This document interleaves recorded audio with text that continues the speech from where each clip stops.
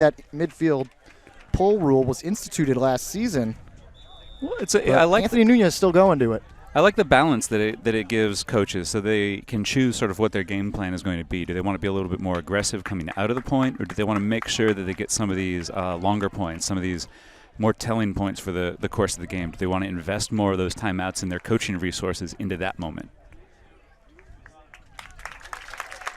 So the on-field activities in between points come to an end. New York has got their offense out onto the field.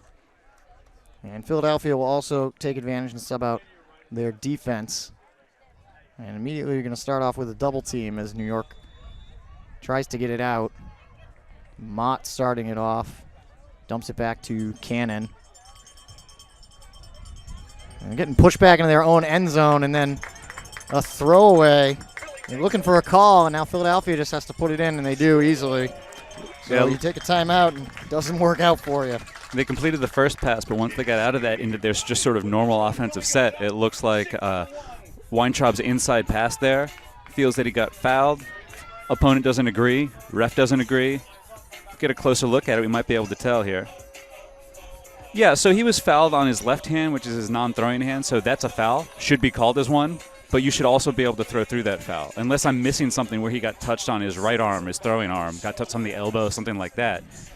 So, yeah, it does look like there was definitely a foul there, but I stand on the side of he probably should have been able to complete that pass anyway. Well, Weintraub doesn't win the battle with the referees, and New York continues to dig themselves a bigger hole. Now trail 6-1, 1:29 left to go. Take a look inside the huddle. Co-coach Eileen Murray in her first season as a co-head coach here, along with Anthony Nunez, his third. It's a nice deep flick pull there, about 81, 82 yards. Bo Lee swings it over to his left. This one will hang up and is D'd up once again by Philadelphia. Just another hanging pass, and they've got a streaker going. Downfield, and they catch up to it. And another score here for the Spinners. Nate Vendetta. So everybody getting in on the action here, the Philadelphia D-line. Their ability to see this floaty pass go up, and you can see like 23 is already going in the other direction before the D is actually even made, and he's the guy who ends up with the score here. The awareness and the trust of your teammates to know, okay, this is a pass that we should get a block on. I'm going to start my cut to the end zone before we're actually technically on offense. That gives you a two-step advantage. However, if your teammate doesn't get that block, you've now given your opponent a multiple-step advantage, and their offensive point can continue. But Vendetta did a great job there of seeing the play, reading the play, and acting appropriately. Arcata with the block and the assist. He's actually been pretty active here. I believe that's his second block of the game. And he scored a goal, too. So doing his work early. Yeah, very much so. Here in the first quarter as we get ready to approach the 1 minute mark here on this point.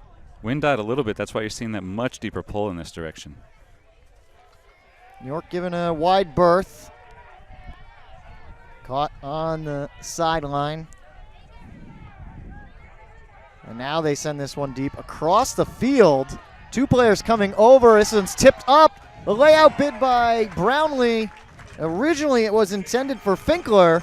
And very good defense there from the Spinners. And Leon Chow was doing a good job of giving chase there, but it wasn't quite enough for him to get a block on it. It was more that there were two players there for the New York Rumble who almost had a chance to make that play. We saw a couple goals from New York thrown in that same sort of knifing blade to the far side of the field last night, so it's something that they obviously see within their offenses. It's just a matter of what they choose to do next. Colton starts it off. Catch is made by Lindsay. And another whistle.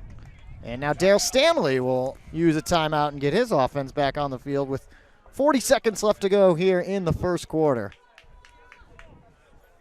Here we go with this big crossfield flick blade. Great play by Chow. It looked like he did get his hand on it there. I thought that Finkler got his hand on it first. That was an even better play by Chow than we were mentioning. Popped it up. One timeout in the books here for Philadelphia. There's 40 seconds left to go here in the first quarter at Carey Stadium.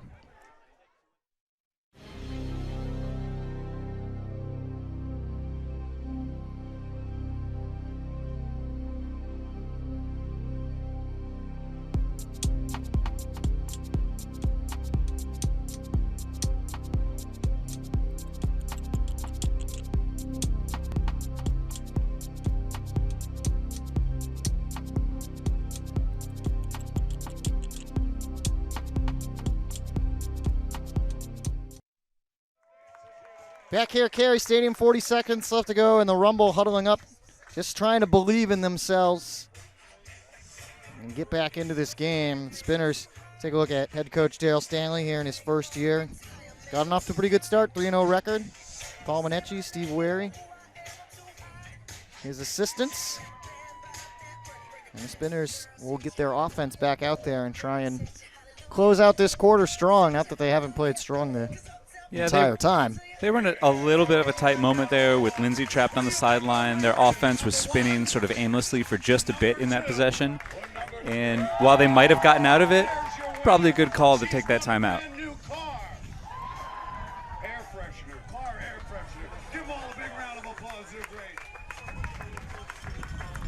It's like Philadelphia's going to be coming out in sort of a side stack here, keeping it pretty shallow.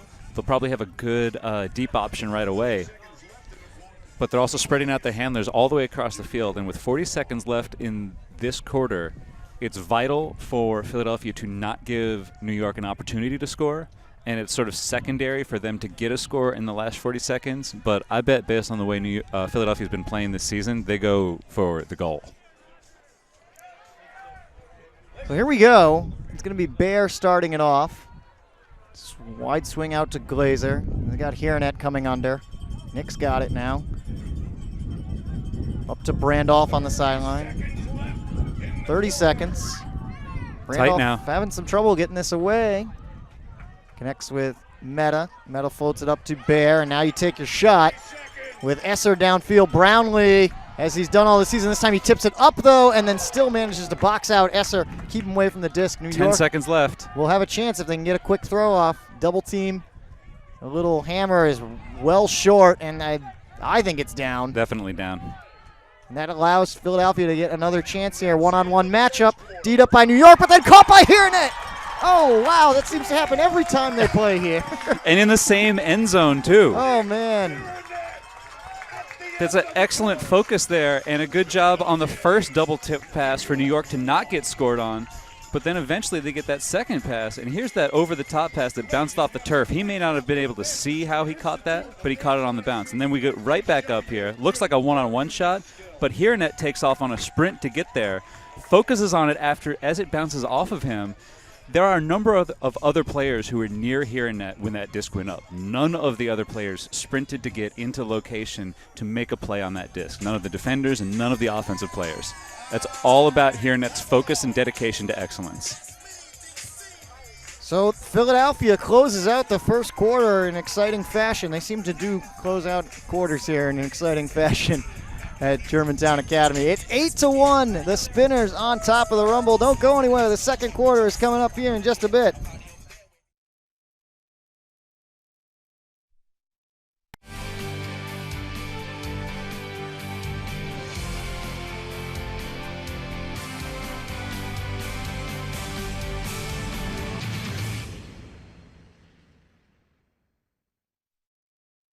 The team dynamic is just to have as much fun as possible. It's an experience, man. You turn around and you look and there's this big giant animal running towards you. When I first started commentating, it was kind of tough for me because it's like, well, I can be out there too.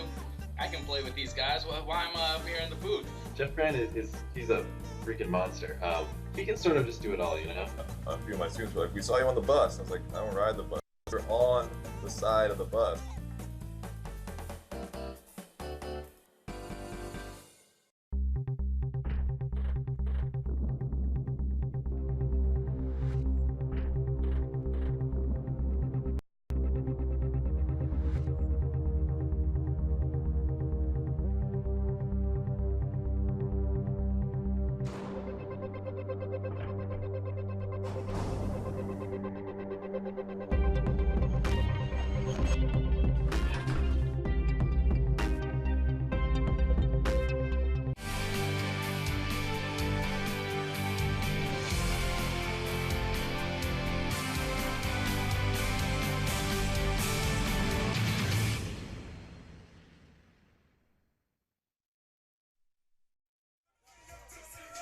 Welcome back to Carey Stadium. Jeff Poster, Dusty Rhodes on hand for MLU Live here in Week 3 action.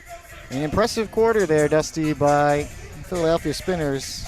8 scores, mostly breaks. And they have an 8-1 lead after one. 6 breaks, 2 holds, given up 1 goal so far. It's just the sort of dominating performance that we've come to expect from at least one team in the East every season. The first year it was Boston, the second year it was DC, the third year it was Boston after the early portion of the season. This year, Philadelphia looks like the team to beat out here. So far, through 3 games and a quarter, It's like every single one of their players is just waiting for your offense to have one little hiccup, one little floaty pass, one little swing pass that's a little closer to the player's body than it should be, not let out far enough. And all of them are accelerating towards that contact point with the disc. They're trying to beat their man there. And the frequency with which they do it and the aggression with which they do it is what's separating them at this moment. so we'll see what New York will be able to do here as they get set for the second quarter of action to start. Anthony Nunez right there in the middle of that huddle. So they came back last night, but then the question is, how much energy did you expel in the previous night to make that comeback and then have to get up early, travel down here for this game? And we've seen it so far this season that teams have had difficulty that second day. Boston couldn't manage to keep pace with Philadelphia, never led in that game. Even Portland, who did win last week, still, Seattle probably should have and could have won that game, but Portland stormed back in the fourth quarter. Yeah, that was an Out incredible west. comeback. Yeah. That's been the story of the season thus far for me, is the way that teams are finding to come back into games that we previously thought they would not have had an Right. opportunity to get back into the game with. So luckily for New York, they will start with the disc here in the second quarter. Good pull. They seem to be a little surprised that they're starting with the disc as they're chasing it to the back corner here. Excellent pull. It looked like that Or did landed. it bounce out of bounds? It looked like it landed literally on the line, which means they'll take it up 20 yards Yep. in front. Looked like it was going to hit almost the very back Yeah. corner of the end zone. If it since it landed literally on the line, that means it was mere inches from being a perfect Pull. That's what they need. The perfect pull. The perfect pull. Still taking a bit of time here to get it back into play. I guess that's at their leisure, as the refs didn't have a disc quite ready for them and aren't counting anything down. But it's the start of the quarter, so we're not losing any time. Andrew Mythos starts it out and throws a high pass that's unable to be caught cleanly by Mott, so another opportunity for a break. O'Connor wide open, Yeah, I don't think New York's got their defense sorted out here at all. and then O'Connor just tosses it in pretty easily to Lindsay. And it's 9-1. And this is what we talk about when we talk about conceding opportunities to your opponents. It wasn't a particularly bad pass. It just happened to be a drop. And then they never matched up with O'Connor, and he found, I believe it was Lindsay here, Yep. cutting all the way across. Good He cut. he had been open for about 20 yards by the time that disc got thrown to him. So again, it's that anticipation that your teammate is going to catch the disc on that cut. In this case, that they were going to recognize the poached player, deliver it to him in order so that he can deliver it to you a couple seconds later. That wasn't too tough a pass there in the open lane, and it hit Mott in both of his hands, but it was under pressure, and he knew the defender was closing, and the pass was slightly less than perfect. Matt Michelson pulling here for Philadelphia. So the Spinners doing what the Rumble did last night against the Current, just taking advantage of mistakes, and there have been quite a few to take advantage of so far from the Rumble. See Nice if they can pull. regroup. Centered here, working out of a vertical stack. They're using Scott Zoo as their first cutter. It's Canetti who connects with Zoo. Zoo keeps it going. Hunziker on the far side. Canetti coming back under. That one popped up in the wind briefly. A little bit of a function of Hunziker's throwing motion, but pass was right on the spot. Mott has it near side here. Centers it back to Hunziker. Now he's kind of directing traffic, sends a very bladey hammer, finally turns over, but it's caught. Nice job by Jimenez. Yeah, Hunziker was definitely calling his hammer shot there, directing the traffic, as you said. Back to Patton. Now New York going the wrong direction. Zoo pushes up to Meeser. It's a tight spot Low right throw now. and was not caught. Just couldn't hold on to it. It looked like it got to his hand and stuck there, but not for long enough. That's Patel for The spinners sends it over to Bryant. That was a low throw, dug out nicely. Yeah. Wind is picked up here on this point. Yeah, they're going upwind right now. This one will hang in the air for a bit. Patton coming over for New York, but not before it's caught. Philadelphia getting the catch. And they put it into the end zone. Once again, that's Michelson, the guy who started the point off with the pull. And now he gets the score. It was a nice, solid upwind pull. It hung up there, got a good distance on it. And this play, it was again, Philadelphia gets up early, and Patton's almost running underneath him as he makes the catch. It's a scenario where Philadelphia knows how early that they can take these discs, and they go do it over and over and over again. The way that they're executing offensively after the turns, it's full of aggression. They're making early shots. They're getting early opportunities, but they're not forcing it. They're taking the opportunities that they want. And that's putting New York in a really tough space right now. They're down 10-1 at the Back-to-back beginning breaks. of the second quarter. Here too for Philadelphia. Yeah, just a very, very big hole for New York to try and climb out of. Now, to be fair, we've seen runs on the order of 15-5 already this season in multiple games. So this is not an insurmountable thing, but there's nothing in what Philadelphia is doing right now that gives any hint of weakness. Big time flick pull. Yeah, he did that on the last one going down in this direction too. Bo Lee catches it. Wilson. The wind is picking up even more right now. Yeah. Lee. And that one bounces right off the chest of number 42, Christian Duez. Yeah, with the pressure on the block, I'm not sure if he got his fingers on it or not, but it was a very tight window. And now we've got just an error on a reset execution. Pretty good mark, though, from Bo Lee. Was looking for a foot block, and then Colton had to try and throw around it. So New York gets it right back. That's Koshinash. Weintraub. And now they're on the far side of this stack. What are they going to do? Lee will air it out into a crowd, and oh, wow. I thought Philadelphia had that D'd up, but yeah, Koshinash makes that catch. I think it was a thing where instead of getting the catch block, he started to D it and then was overruled. Brownlee now has not been super involved. Good dump motion there from New York. Now Wilson sends it low and elevating and skying up for the catch for the Rumble, and the score is Doyle. Makes it 2-10.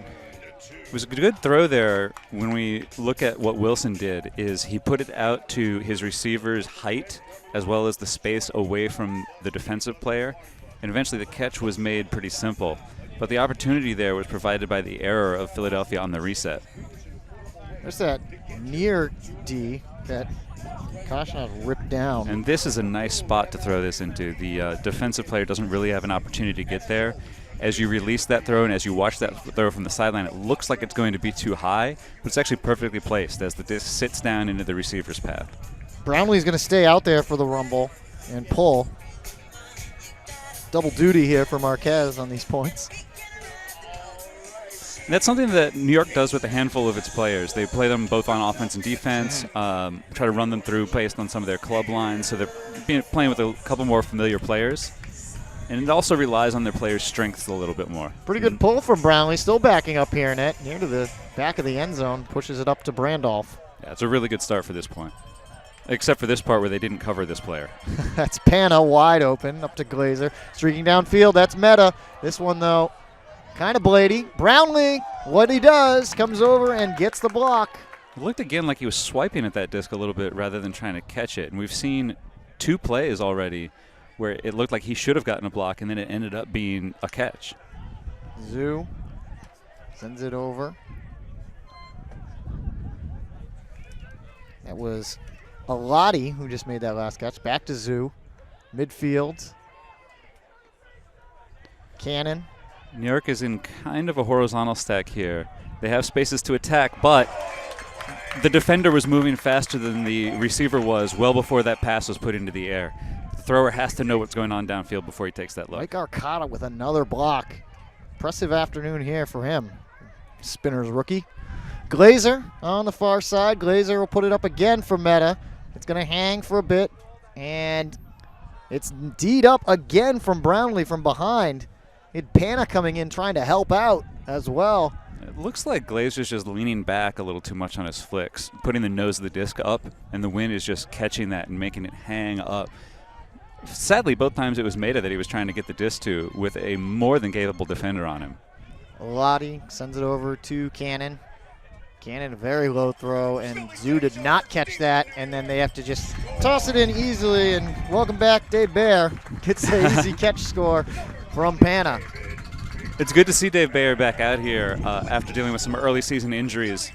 And as you're talking about, they seem to be using him on the offensive line, which is a boon for this team. They've found a way to score defensively, so they don't need to rely on him on the defensive side.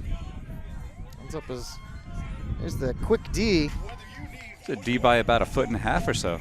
and then Zoo cannot turn the disc over on the And it was a goal good job line. by Cannon trying to get in there and make a play in that really short amount of time between when the turnover happened and when the goal happened, but he wasn't quite there.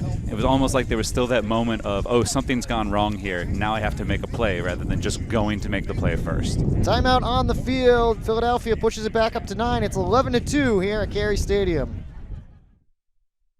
The team dynamic is just to have as much fun as possible. It's an experience, man. You turn around and you look and there's this big giant animal running towards you. When I first started commentating, it was kind of tough for me because it's like, well, I can be out there too. I can play with these guys. Why am I up here in the booth? Jeff Brand he's a freaking monster. He can sort of just do it all, you know? A few of my students were like, "We saw you on the bus." I was like, "I don't ride the bus." No, you're on the side of the bus.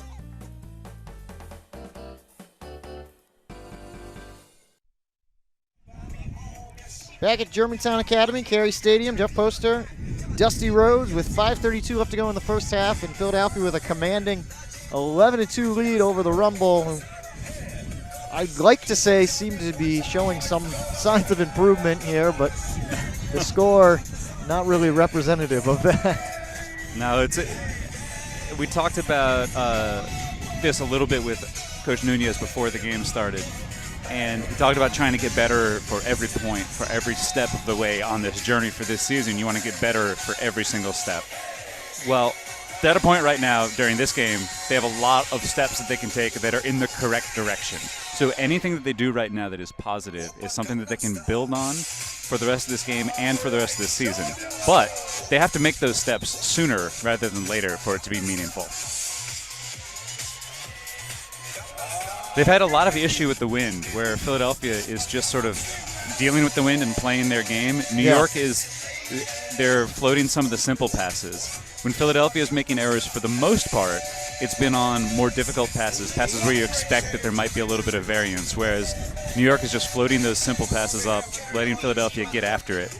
And they haven't shown any ability to slow Philadelphia down after they get the turn. Now we've got this midfield pull here, which I've enjoyed watching most of. Last night, the midfield pulls weren't great, but they put the offensive teams in some questionable positions anyway. Michelson is there to do the midfield pull, and a little too strong. Just overthrew that a bit. Yeah, just a bit. Hit some of the soccer nets and lacrosse nets there behind the If you just kind of launch it at about head or neck level, maybe you'll catch somebody unawares, but that was a little high. So maybe it wasn't ready for the wind. That as well. So Bosco will take it at the brick mark. Right up to Zoo. Zoo sends a flick past midfield as Mislos gets that one.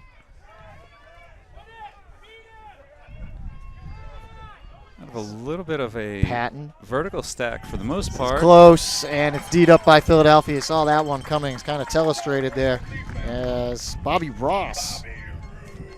Yeah, there just wasn't enough space on the sideline. If Canetti was able to run Roos. maybe 15 or 10 more yards out the side, that might have been a completion. But Roos had enough area where he could accelerate out past the bound of the field. Roos gets it up to McCutcheon.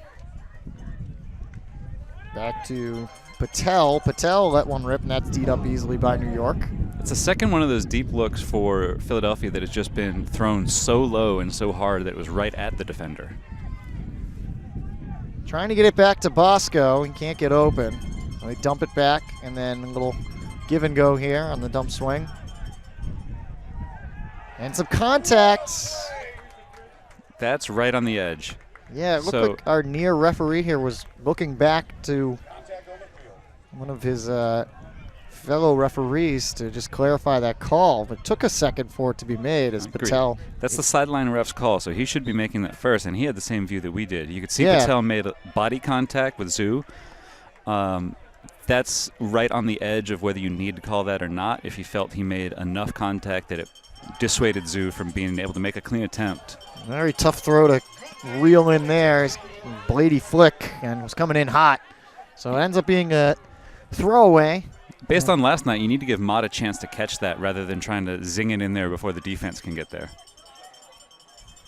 Philadelphia looking for another break. As Ethan Peck got the first catch. Lindsay now on the far side. Double team was coming over. Roos. Far side of the field. Airs one out. Wind has died down momentarily here, and it allows Philadelphia to catch up to it into the end zone for a score. 12-2 now. As Philadelphia's Dave Bloodgood gets the goal, and the Spinners will use another timeout. Take a look again. First the defense.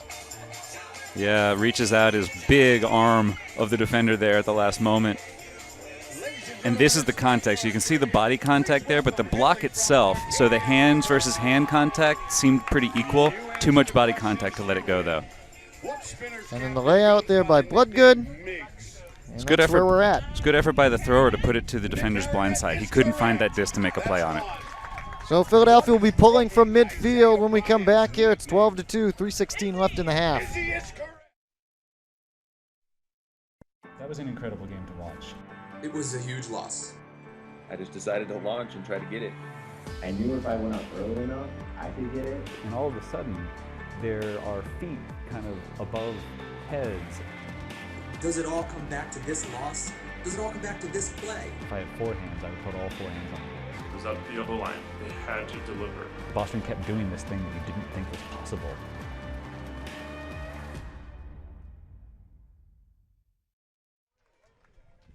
Back here at Carey Stadium, Spinners taking their third and final timeout here in the first half and get a chance to get off another midfield pull, a second chance, I should say, for that midfield pull, as the last one was not very well executed. Yeah, the notes that he's going to receive on that pull are, okay, so you have to throw it inbounds. It's like he had so much power on it and was aiming for such a specific spot that he overdid it. Well, the Hokey Pokey's playing here as our DJ, and you saw right there, New York not too depressed despite the score. They were still having fun out there, and I think that's kind of the message that Anthony Nunez is trying to get across, as well as Eileen Murray for this team, is just go out there and enjoy yourselves and play ultimate. Yeah, we got one guy on the sideline doing burpees for most of this, so for That's some people, different. you just got to engage your body. Maybe it's not necessarily ultimate. But we'll get this midfield pull here, and the goal is generally to get this disc over that first line of Rumble players and into the end zone, let it roll out the back. We're going to see Leon Chow try it this time with the lefty backhand pull. Yeah, he's done this more for Philadelphia than I think most anyone else. That's the roller is the way that Kevin Moldenhauer got a couple good, or at least one good midfield pull-off yesterday, where it was not cleanly fielded. Doyle got it right back to Wilson. Wilson trying to send it. And pretty good defense there by Esser. It was a tough way to catch up for Brownlee anyway. Good layout there and the swing pass for Casey. Casey puts it up for Vendetta. Really physical reset defense here from New York. Esser up to midfield. McCutcheon. Vendetta again. Chow. Mostly a vertical stack look here from Philadelphia. Brian with the nice upline work. Bryant was looking for the end zone, and Casey shakes off that look. Chow, and a little give and go. What a play there from Chow and Bryant. That was fantastic looking. Yeah, the hardest person to cover is very frequently the guy who just released the disc. And in this case, it's even harder because it's Izzy, and he takes off. with a good first step. Impressive from Bryant. But actually, I got to tell you, the vision and the throw from Chow are what made that play perfect. Like, Bryant gave him a viable receiver, but the little lefty inside-out backhand sitting up in the wind today where it's gusting and changing around a little bit, let this score happen. He can't believe that he just got away with that, the way we see him coming back to the sideline. Well, theoretically, there should have been at least one New York defender who saw that pass coming, who saw his first teammate get beat, and then stepped up to get his back to help that play not be so simple, at least, to make the throwing window smaller.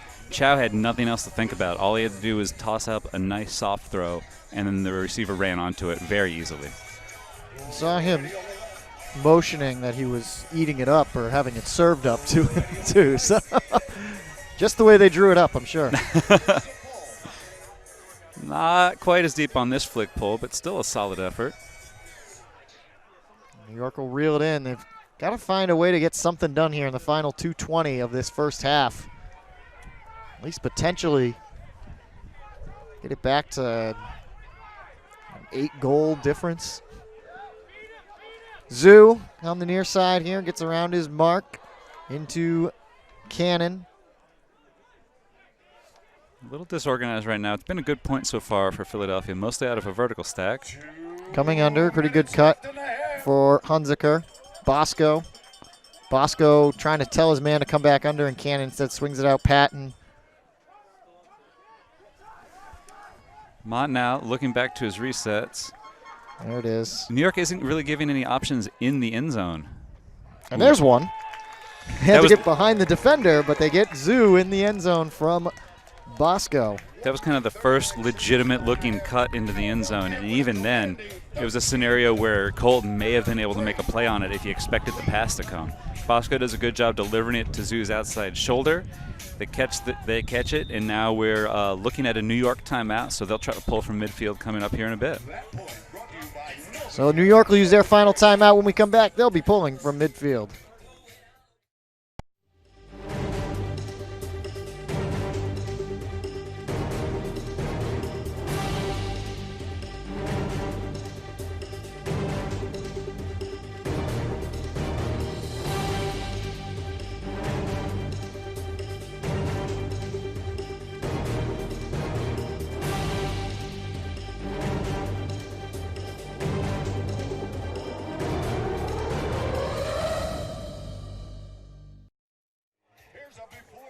Welcome back to Carey Stadium. Pretty good crowd this afternoon on a sunny afternoon on the outskirts of Philadelphia, Pennsylvania.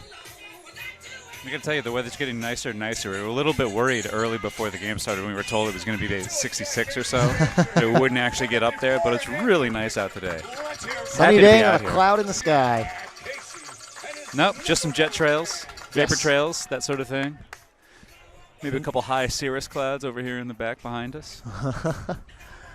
New York using their final timeout and try and execute the midfield pull. Down 10, 13-3. Again, they scored 10 in the fourth quarter last night, so hypothetically, this is not an insurmountable lead, but definitely not easy. I mean, they went into that fourth quarter only down, I believe, 5. Well, I mean, we got to be careful talking about this too often about which sort of things are not going to be comebacks, because I've thought a couple games that were out of reach already and they ended up coming right back and getting it back into the game. It's the sort of thing where that's what we want here, is we want to see what New York has in them, not just when they're struggling on offense, but if they get a couple breaks together, if they get a goal on the defensive side, what can they turn that into? Yeah. So it's one thing when you're trying to maintain on offense. It's another thing when you're sort of playing downhill on defense. So 1:39 left to go in the first half. It's 13-3. Both teams have used all 3 of their timeouts. And New York pulling from midfield. Looks like that's Matt Wilson who will be doing the honors.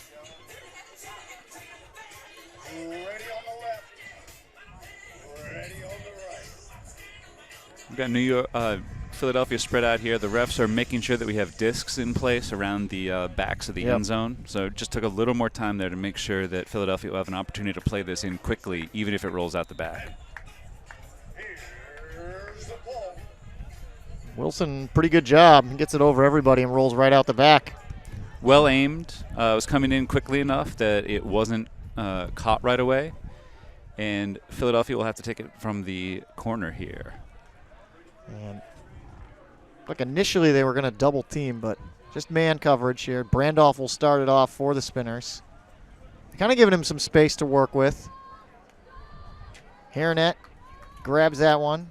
And Bear, maybe a little rusty here, coming back from injury, just drops that one in the end zone. So New York with an opportunity just to punch it in.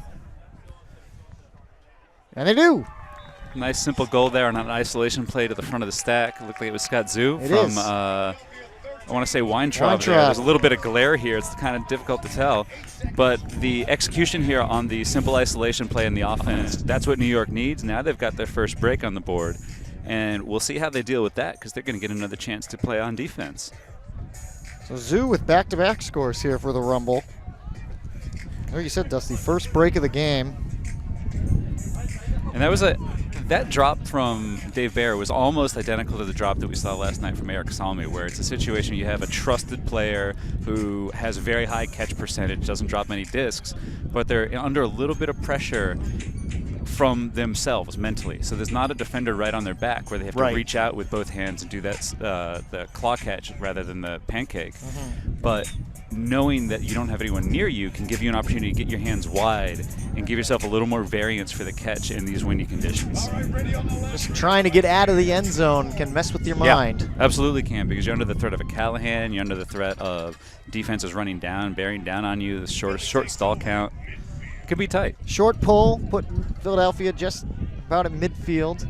Good to see. That's Billy Sickles. I believe that's the first time we've seen him back in there since he was injured in the first quarter, and makes that catch and gives it to Brandolph. So yeah, looking no worse for wear. Bear right back to Brandolph. We're under a minute now. Sickles in control, knocks his defender down. Brandolph gets around the mark, and ooh, nice catch there by Glazer. Ripped it away from Doyle, but this one's tipped, but it's tipped by Maida this time, and Bear recovers nicely and gets the goal. The number of tip passes that Philadelphia seems to come down with this season, they may not just be the best team out here, they may also be the team that has the best luck, and that can take you a long way in sports. It's an excellent play there by Glazer to keep his hands on that disc. Looked like we were going to get a block there rather than just a catch into a goal, and then it looked like we were going to get a drop rather than a goal. The way this turns around can be so damaging, so exasperating for each team that makes, and each individual player that makes those errors. That puts it up to 14-4, back to 10, as you see number 10, Jack Casey, getting set to go for the pull. Final 41 seconds left to go here in the first half. New York could somehow squeeze 2 scores out of this 41 seconds.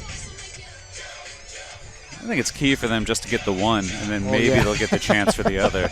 Based on how they've been going so far this half, they really need the one. Here we go. Casey's pull, a little bit better than New York's last one in the same direction. And Cannon starts it off. New York swinging it back to Zoo. Zoo having some trouble getting away from Patel. That's a floaty dump, and it's taken down by Philadelphia. About 20 seconds left to go here. See if they try and milk the clock a little bit. Dump it back to Casey, and Casey just drops it. 10 seconds to score for New York. York. A cutter going downfield. They got to get it to him. Of course, the double team from Philadelphia coming over, and we have a whistle. It's good patience. It looked like they may have been triple teamed there. So they get a 10-yard bonus, and they should get 10 seconds put back on the clock.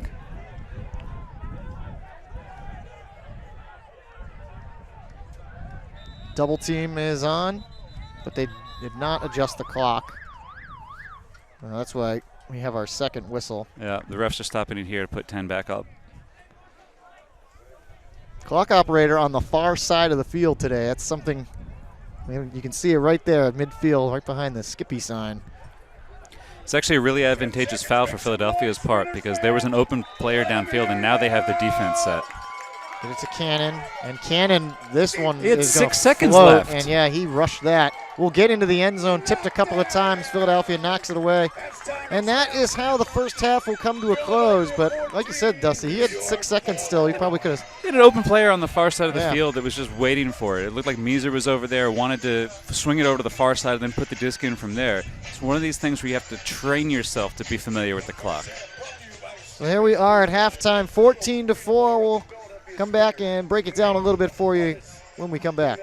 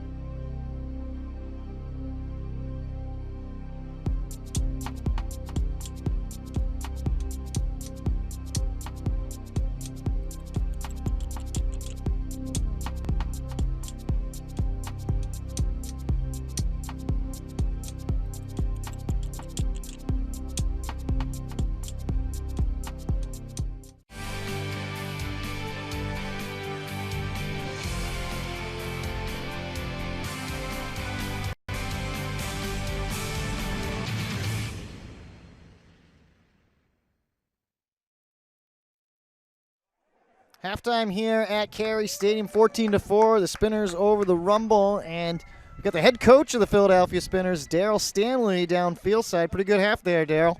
Yeah, definitely. Well, so it looks like one of the things that we're seeing from the Spinners right now on defense is every time that there's a floaty disc, everybody's going to the disc right away. What are you doing that's getting that out of your players right now? Hey, absolutely. In practice, I mean, we talk about that all the time. I basically blow the whistle for situations like that. If we don't have hustle plays, if we're not all swarming on the disc, we blow the whistle and we talk about it. The other thing is against New York, we knew they have a lot of athletes, a lot of really good big throwers, and we wanted to make sure that we tried to take that away by hustling and preventing big throws. Yeah, and one of the second ways that sort of hustle play is manifesting itself is we're seeing more and more of these tip disc plays that all seem to be going the Spinners' way. What is it that your players are doing to maintain their focus in those situations? I think that is like half hustle and a lot of luck. I think that we got to just be even keeled for when those go our way and for when they don't go our way. And again, that's another thing that we talked about is just like making sure that you don't get too up and you don't get too down. So that's the way you got to find that middle path and keep your head on your shoulders, so Absolutely. to speak. Yeah. One of the things that we've been seeing from your team is that there are a lot of players seeing the field in a lot of different roles. How do you use your depth in single game formats? Basically, we try to come out really strong early on.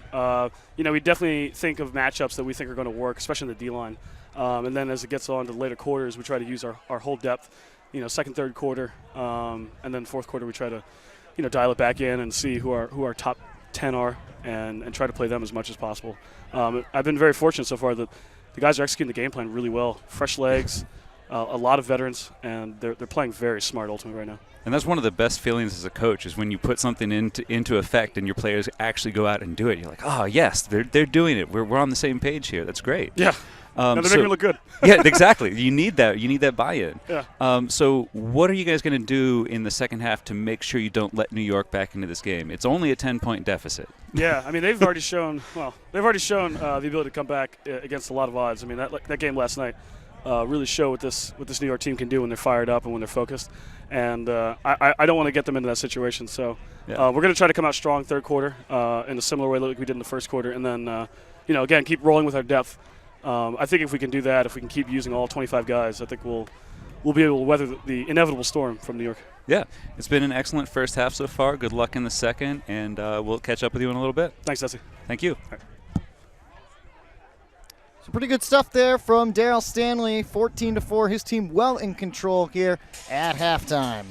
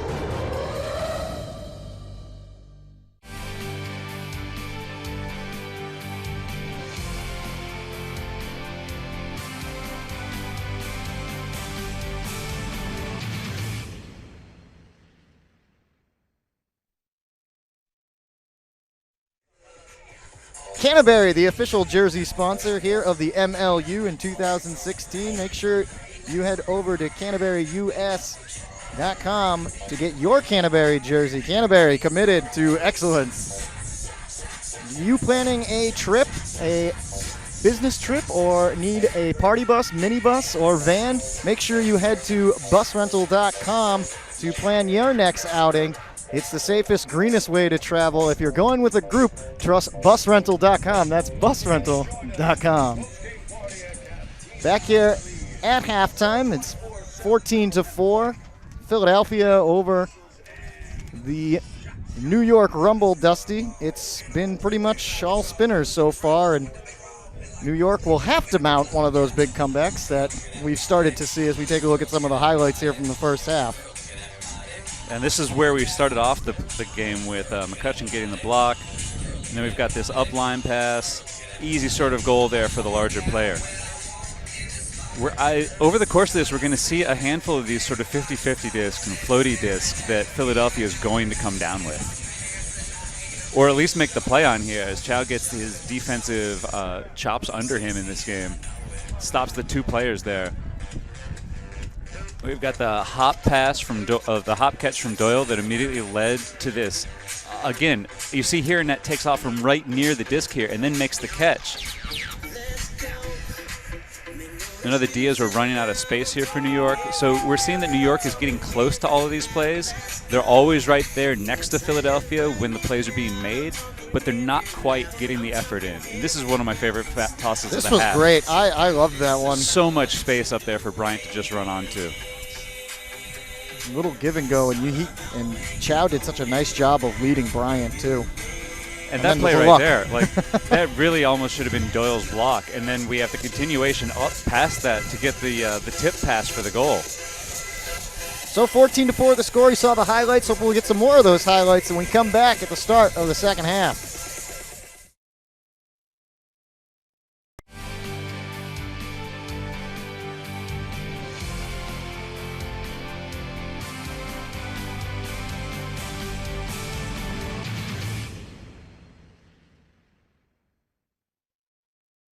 The team dynamic is just to have as much fun as possible. It's an experience, man. You turn around and you look and there's this big giant animal running towards you. When I first started commentating, it was kind of tough for me because it's like, well, I can be out there too.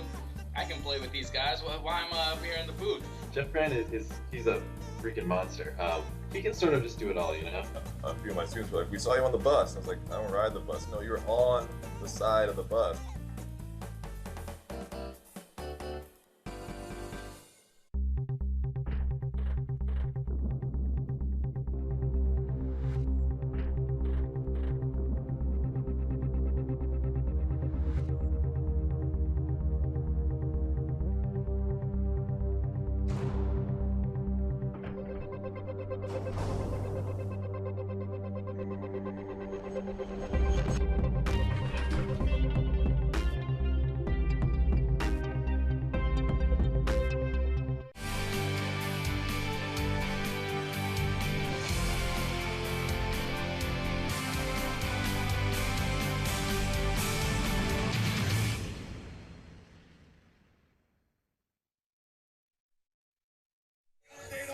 Back here at Carey Stadium at halftime, 14-4. Spinners and the Rumble.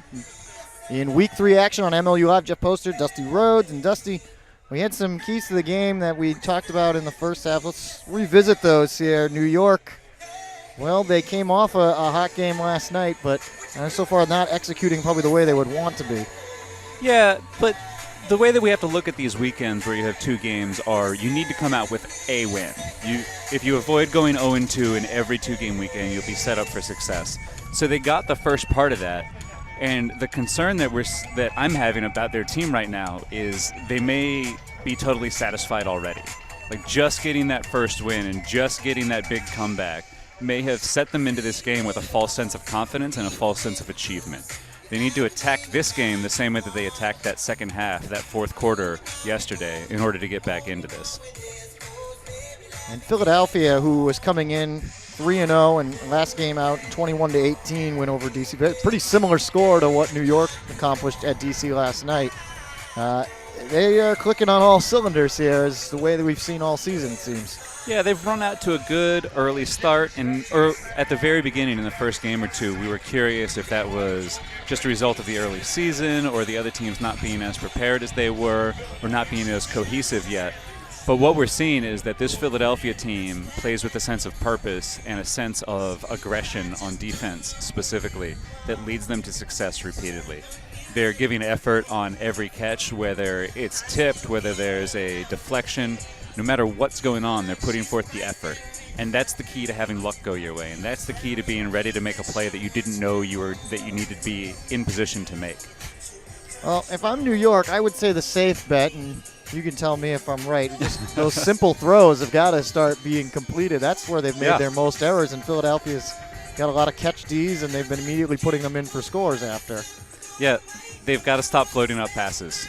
They have to stop being caught still playing offense once Philadelphia gets the disc or just before Philadelphia gets the disc. It's that ability that Philadelphia has displayed all season to attack right after the turn that has caught caught New York most unaware so far in this game. Our players to watch from the beginning of the game. Sean Mott has had some trouble here, all of New York really getting going. Matt Esser has been very good defensively, and he got involved a little bit on the offensive side when we saw Billy Sickles go down as well. So 2 guys, we'll keep an eye on them as we go. When we come back, though, first pull of the second half, 14-4, Philly on top of New York.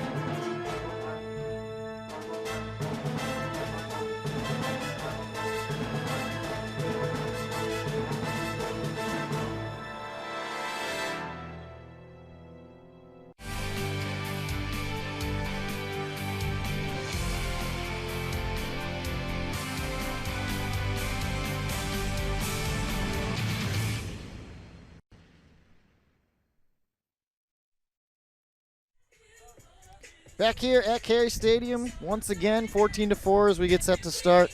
Second half action. New York has got to find some sort of answer on offense. I mean, their defense, while they've given up 14 points, we have seen them come over and make some blocks and do a little bit there here and there.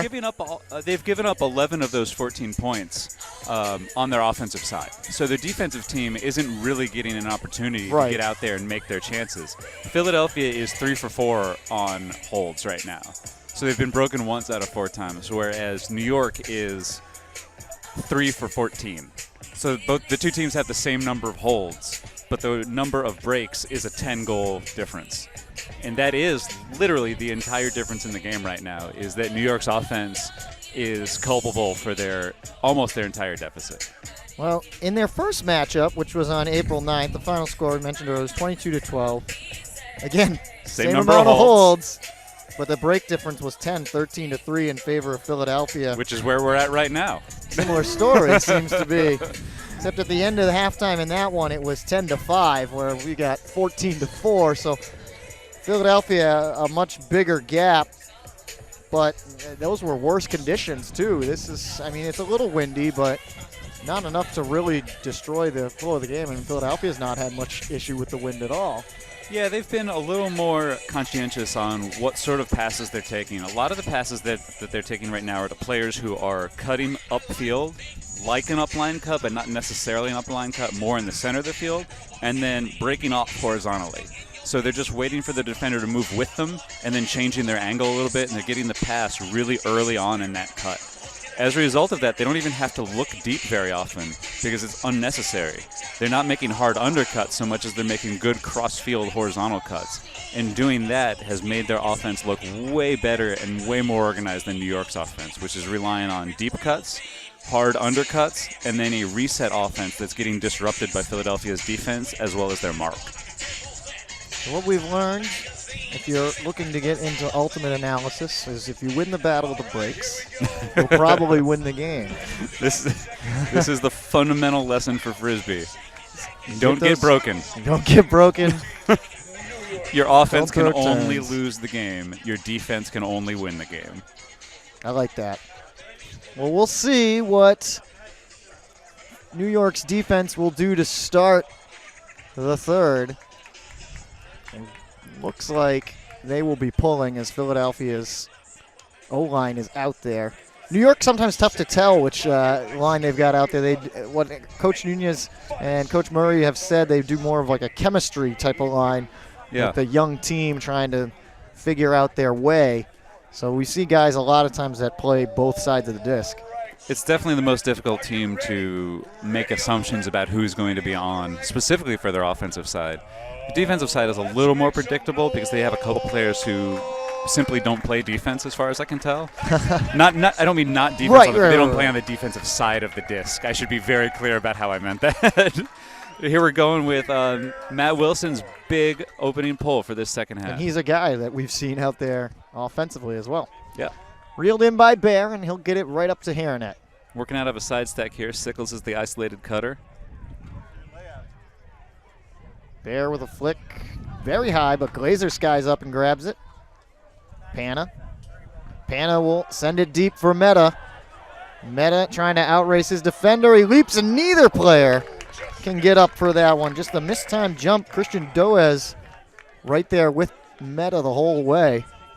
It's one of the first 50-50 discs that we've seen Philadelphia not come down with, and this is a good opportunity for New York. Wilson will try it, and Doez at the other end, and he lays out. It's still up in the air, but that's a Herculean effort for New York's trailer to try and get down there for what I believe was Meeser. I was impressed that disc got all the way down there and that Doez kept Himalaya off of his running path. Yet, by slowing down, he had to make that extra bit at the end. But I think if he didn't change his path into the defender's way, then he wouldn't have had a clean bid on it anyway. It would have been a block. So both teams already here early in the third have gambled on some hucks and have not worked out. Pana gets it up to Brandolph, a one-handed grab for him. Glazer. Getting some solid reset defense here from New York. Meta throws one up with the wind, and you can definitely see it affecting the disc. It comes way back down, but into Bears' hands. And then all alone, as New York chased the disc, was Sickles in for the score. Very good job by Dave Bayer to track that disc as it went up. That's sort of the third air-mailed pass we've seen from Philadelphia where they lean back on their flicks. And you can't even see him in the play here, but Dave Bayer was reading this the whole way. I thought it was going to be Hiranet who came down with it. But then the vision of Bear to quickly flick the disc all the way across the field to Sickles, who was totally uncovered, as his player probably got involved in that floaty disc scenario. That was excellent on Dave Bear's part to verify that this is not just a catch for him. He's going to turn it into an assist and a goal. That's Billy's second goal of the game, 6 on the year now for him. He's got 15 points now, goals and assists. Trying to follow up his Rookie of the Year campaign from 2015.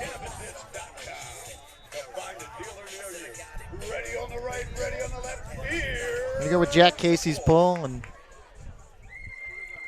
New York looking for answers still. Had an opportunity to get a break that last time and couldn't get it done. The timing between New York's handlers and cutters is a little off. As we saw, And they throw it away again. O'Connor was just running underneath Canetti's cut there across the field. It's a ill-advised throw. And he'll get the goal. Tom O'Connor, who's been kind of a surprise here for Philadelphia in the early part of the season. Take a look again. The thing that led us to this scenario where Canetti was matched up one-on-one against O'Connor in the end zone was that the inability of New York's offensive throwers to maintain contact with their downfield players. So Mott eventually got open in the cutting lane, but by that point, they had already engaged their reset a little bit early. So if they'd waited a little bit longer and stuck with their downfield look, they probably would have had a completion upfield. But you get a little bit nervous and you want to take the safe play. Sometimes the safe play is sticking with the more difficult play, as it turns out. Well, New York falling down by 12 now. 16-4 with 8:03 left. And this is exactly what Coach Stanley talked about. They wanted to come out in the second half hard and attack right away. That's exactly what they've gotten. They've gotten 2 quick goals against New York. Just keep your foot on the gas. New York centers it with Alati. Far side, Wilson. Wilson with a flick, and that just looked effortless from Marquez Brownlee, the way he went up for that one over the defense. It just seemed so easy to come down for that score as he did. Part of that is placement on the throw by Wilson, because you can see the defender would have to go through Brownlee to get that, and Brownlee at 6'3", long-limbed, is going to be able to go up and make that catch pretty solidly and easily. Yeah, just went up there, caught it with the right hand, and said, no big deal, I got it. 16-5. New York needs more of that. Right. Again, it's a cross-field throw. We've seen success from them on cross-field throws. Wilson again. A lot of that has to do with the way that defenders, even though they know the field is large and there's a lot of space to cover, you just sort of forget about exactly where you need to get to and how quickly the disc can get there as well. 4th goal on the year for Brownlee. He's had a couple of blocks today. Mentioned he came into the game leading the league in blocks with 9. Got 6 of them against Boston last week. Philadelphia working out of a more horizontal look here. Good defensive bid, just missed against Sickles. Ooh. And that player's getting all sorts of tangled up, and we do have a foul. Definitely a foul. It's right on the verge of a ban, but right on the verge. It was Meta who got taken out at the legs. So the wind picks up again. Sickles reels it in with the left hand. And now looks to throw it and puts it in. A line drive shot into the end zone. And that's Glazer. And you could see the trepidation in Glazer when he catches this pass. It comes in, Sickles sort of just knifes it into him, and you can see the way that he's reacting to the disc, hopping up and down, sort of protecting his face, and yet still trying to make the catch. It's one of those moments where you know that you're open, and you know how the pass has to get there, but you're worried about it because getting hit in the face with a disc when you're attempting to catch a goal is very embarrassing. And you know that everyone expects you to catch it. Embarrassing and painful. And you don't. Once your brain starts churning in the background instead of just catching the Frisbee, that's when you know it's a danger zone. Sickles threw that in like a submariner pitcher on an MLB team, the way he came down with that. He's that lefty. Rather than the Submariner, one of the forgotten superheroes. Exactly. Forgotten for a reason. Hey, him and Aquaman, you can't get rid of them. 17-5, 7:04 left to go. And New York trying to answer back, as they have been most of the day. Bosco sends it around. That's Measer. Bosco elevates for that one, which is what New York has had trouble doing, those ones that float up on just simple swing throws, and he reels that one in. Go to your veteran, I guess. Yep. Generally, as you increase the number of years that you've played, the better you are at just catching those high floaty passes without even necessarily having to jump. O'Connor sends it around to Zoo. Back to O'Connor. Philadelphia is really active on defense. I like seeing that. Even when they're poaching and recovering aggressively. Bosco threads it through to Zoo. Zoo looking to put it in, and Measer was led a little bit too much. Yeah, that's that inside break is something that if you throw it well, it's a perfect goal, but you have to throw it almost perfectly in order to throw it well. Here we go for Philadelphia. Abe Colton starting it off. McCutcheon. And a whistle downfield. I see Bosco down on one knee. Did not see what happened. But we had some contact or something along the lines of a pick or running into someone near the vertical stack that Philadelphia had set up there. The cutter that Bosco was covering was sort of sprinting through an area where there were a lot of different players. Rule to pick, so Philadelphia will back up 10 yards. Bosco seems to be okay as he comes off the field. They take him out anyway. Cannon comes in. It looks like that moment where you get the wind knocked out of Right. you, you just get a little disoriented or whatever after you get smacked a little bit accidentally. Philadelphia dumps it back to Tom O'Connor, who is being covered by Andrew O'Connor. No relation, as far as I know. Interesting little interaction here between the mark and the thrower. This is a Blady put at Zoo gets up for and takes it away. Canetti. And more contact against Philadelphia. Yeah, there's contact on the mark there, and Canetti gets the disc back. It looked really similar to what Colton and he were doing when Colton had the disc. These are deep. They looked like they were looking at him, but said dump it back to Cannon. It's just not a threatening offense right now for New York. It's players standing still in a vertical stack. Indeed. And then handlers sort of getting involved when they get called on. Oh, well, we got a whistle. New York going to benefit from that call. I don't think that was going to be a catch anyway. Yeah, it was going to be a tough catch for Mott. There was definitely some contact there, but it looked like both players were sort of redirecting themselves and trying to figure out where exactly to catch that disc. And trying to put it into a very small amount of space to Measer, and he was looking for a call and doesn't get it either after the throw from Zoo. Zoo's having a tough time right on the goal line putting these in. To be fair, I can't tell if Measer was looking for a call there or wondering why that pass was thrown, because that's the second one that was a little dicey that was thrown to him where he didn't have an opportunity to make the play on it. McCutcheon shakes off Colton. It's been a pretty long point here. And another pick against Philadelphia. I didn't see the pick happen, and I can't tell where the Philadelphia players were close enough to cause a pick. But we'll go back 10 yards here, and they'll just throw it out to nobody. space. Nice. That's a catch. This is what we're talking about. It's those effort plays. It's the hustle plays. It's sticking with the disc until it's actually down rather than assuming it will be down soon. Wind picking up again, and the spinners looking deep. This will hang and give them an opportunity. Who had a late jump on it. Hangs back. So there's 3 spinners there and 1 Rumble player. Those 3 spinners came from somewhere and were covered by somebody. The Rumble are not committing to getting this disc in the air. This is why Philadelphia is winning. And they call a timeout here, I believe, right after the catch from O'Connor. So substitutions coming out for Philadelphia. So on this play here with the replay on Mott, there was definitely a bump there. And here it looks like there was a nice play defensively in the end zone.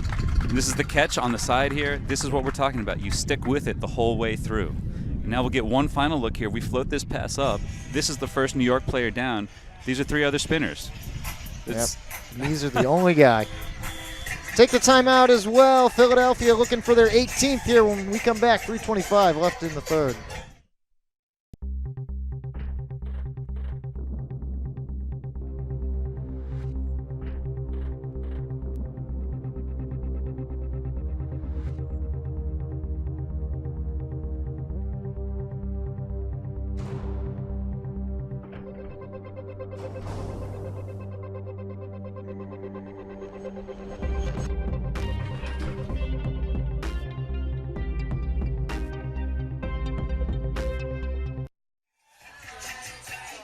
Back here, Carey Stadium, Philadelphia looking for their 18th point of the day. And they've got 17 now with 3:25 left to go and a 12-goal lead over the Rumble, 17-5. Rumble have just not seemed to be very involved with it today. well, they're forcing it on offense, and when they have opportunities to make plays on defense, they're not always coming up with it, and it's not a recipe that's going to work together for your success. I like the effort that they keep giving, but that level of frustration that you can see bubbling up just underneath, it's actual and it's there, and they need to find a way to deal with it.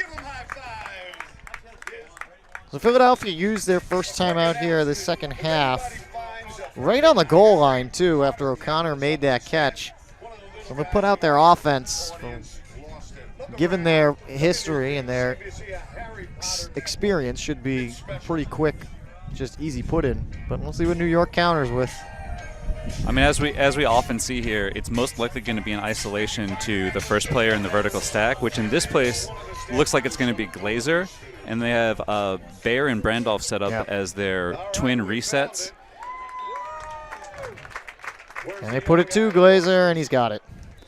It's the sort of thing where the mark has to slow that pass down or make it hop up or something, because the defensive player can't cover both sides for 25 yards all that well.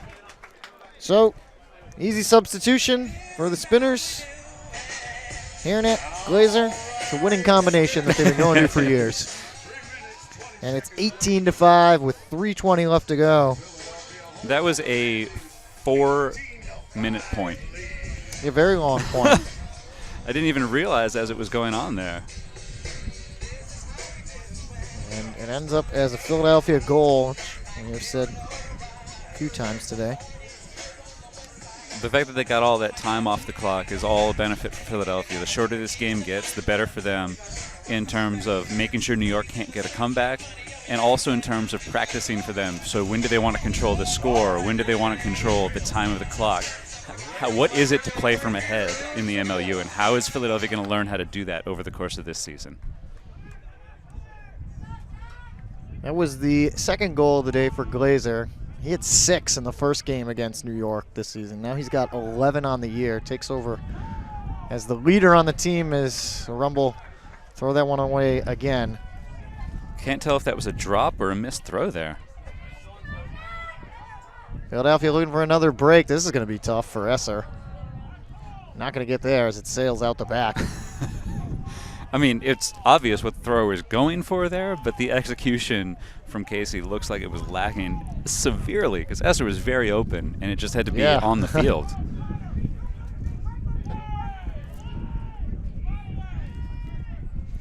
Looks like Philadelphia is using more of a forced middle defense here to clog up what New York's doing. Alati and Cannon so far the only two to touch the disc for New York here. And now Cannon having a lot of trouble getting around the defense of Wickens. And now New York, this will carry in the wind a bit if they can get to it. Leaping up, catch is not made. You know, that time there were only 2 Philadelphia defenders and 1 New York offensive player. What a layout bid there for Cannon, though. Great work. The effort you're looking for. Great work on his part, because the disc got all the way down here. He's open. And he took advantage of, caught his own pass there after the point block. Well, good focus, but New York's losing yardage. And you had Cannon wide open after he got that layout block. They couldn't get it to him. And then they drop it.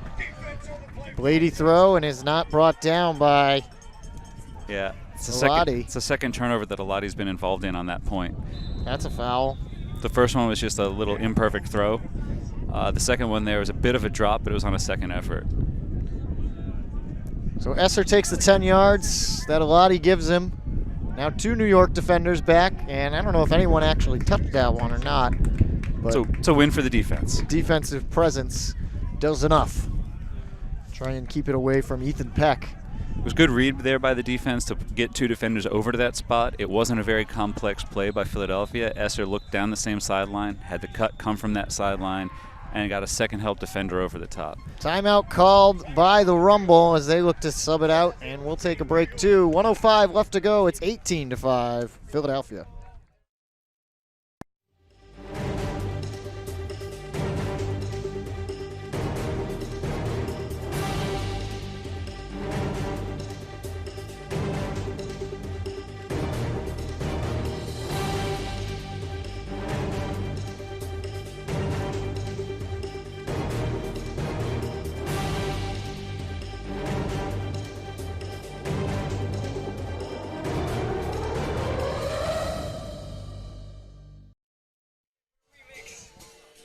Inside the Philadelphia huddle here at Carey Stadium, Spinners have got to feel good. They've got an 18-5 lead with 1:05 left to go in this third quarter.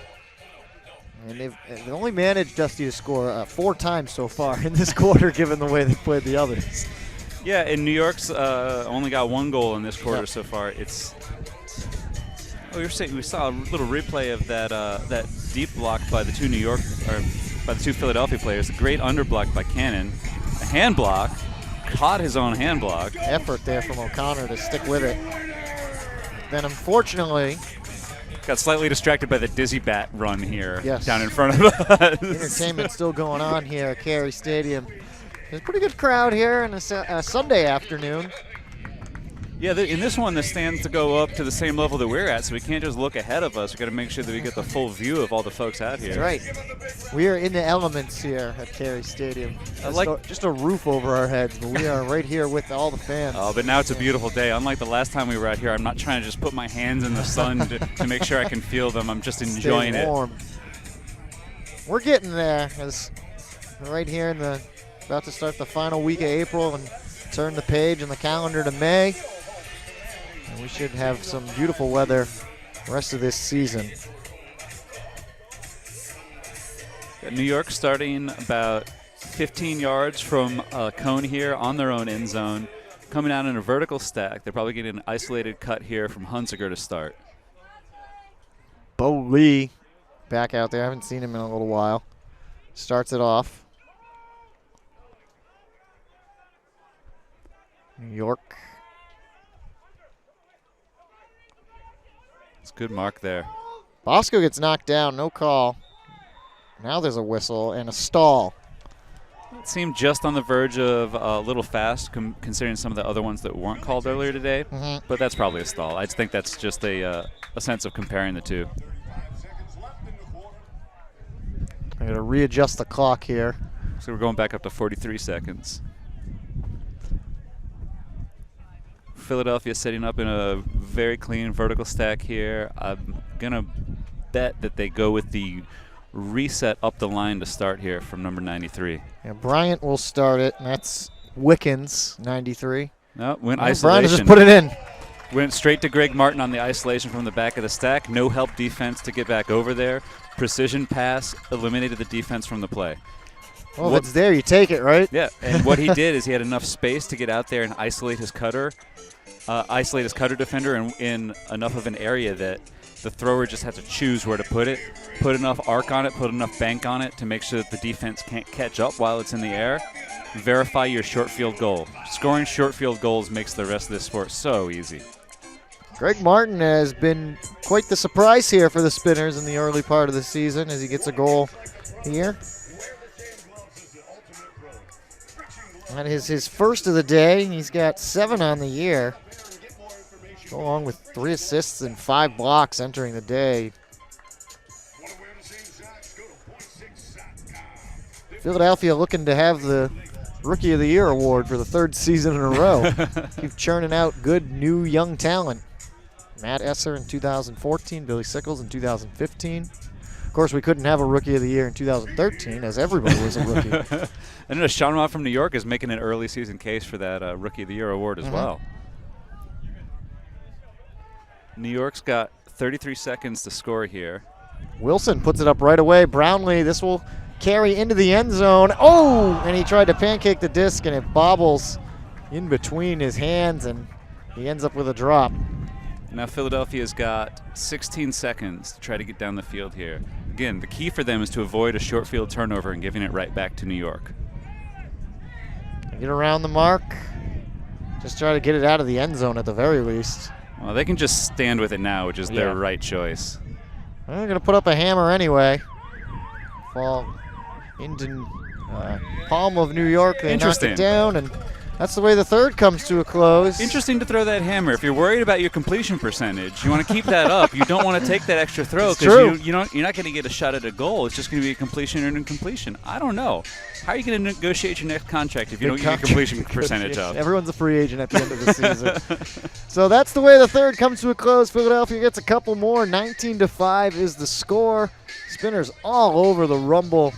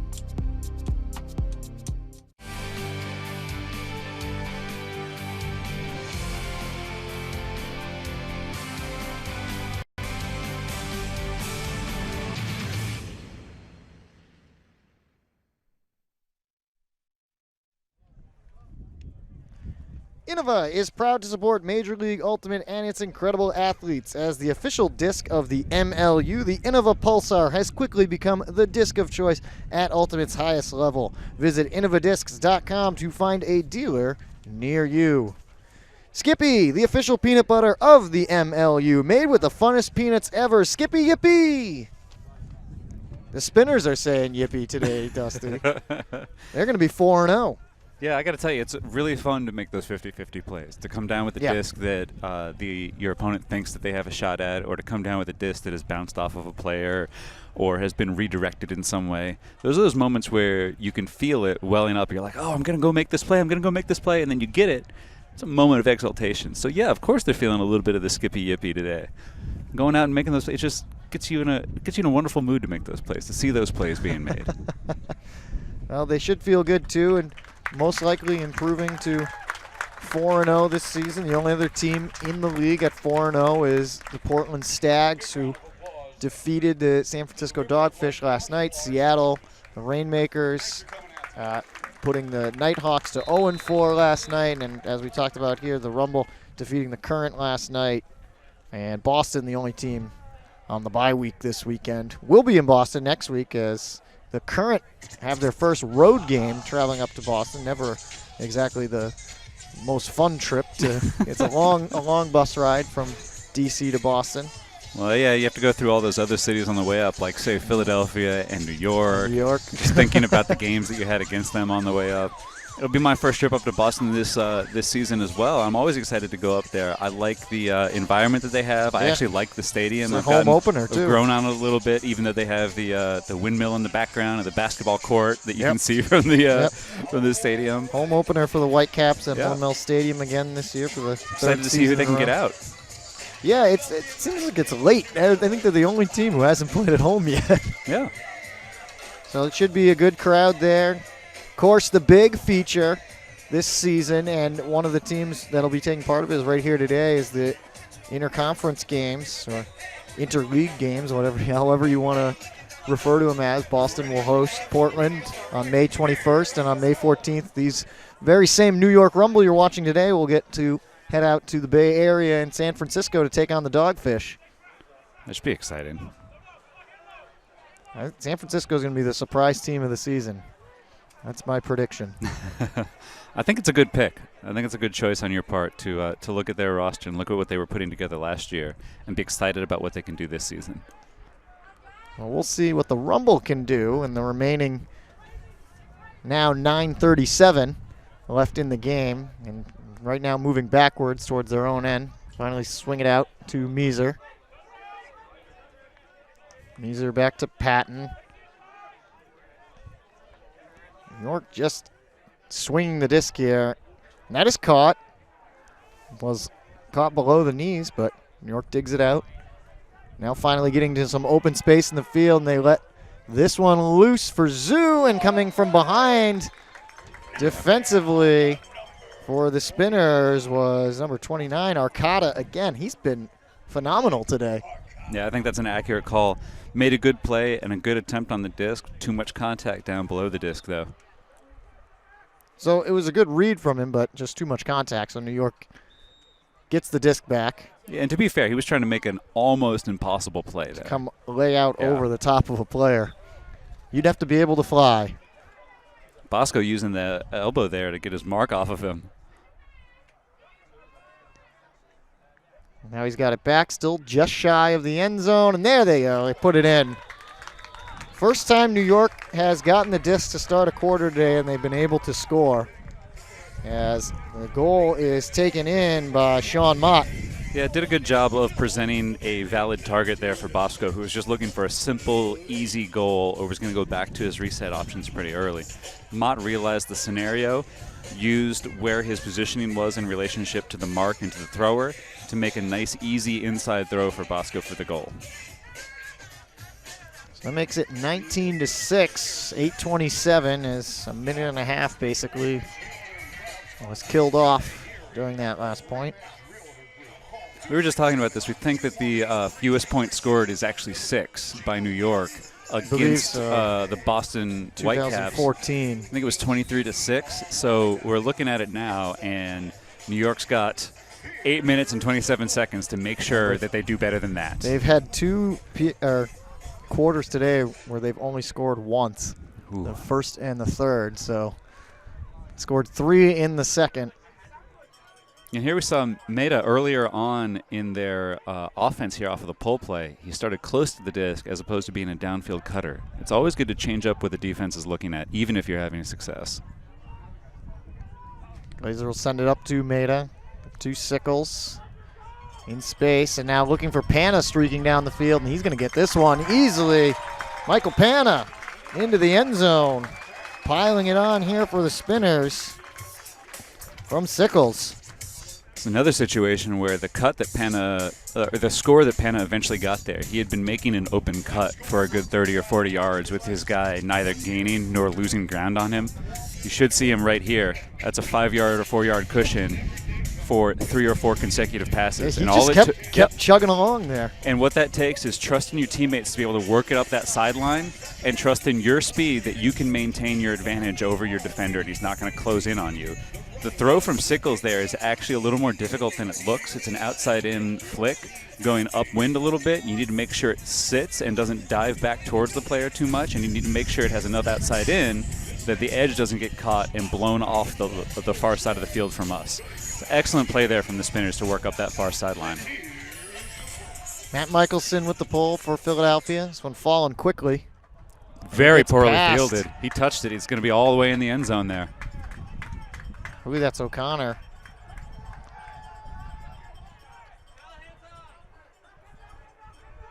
Tense here for New York. Back in the corner. Cannon helps him get it out, and now they're out of the end zone. And they'll put a huck deep And D'd up by Philadelphia. Michelson, who made the pull, throws it up. And immediately completes that first pass. That's what we're talking about when we talk about transition offense for your D team. Bryce Dunn reeled in that last catch, dropped it back for Vendetta.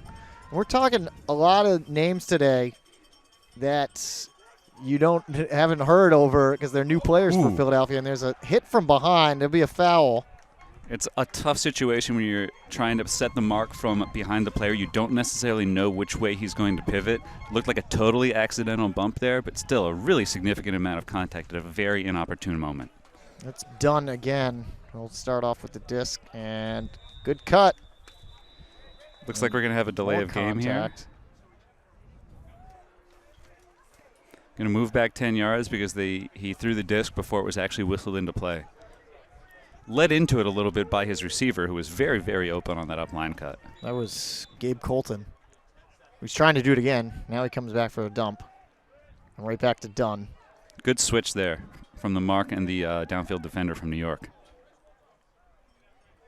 New York pushing Philadelphia back, and now they've double teamed up on Colton, but commit a foul. Looked like there was contact there by,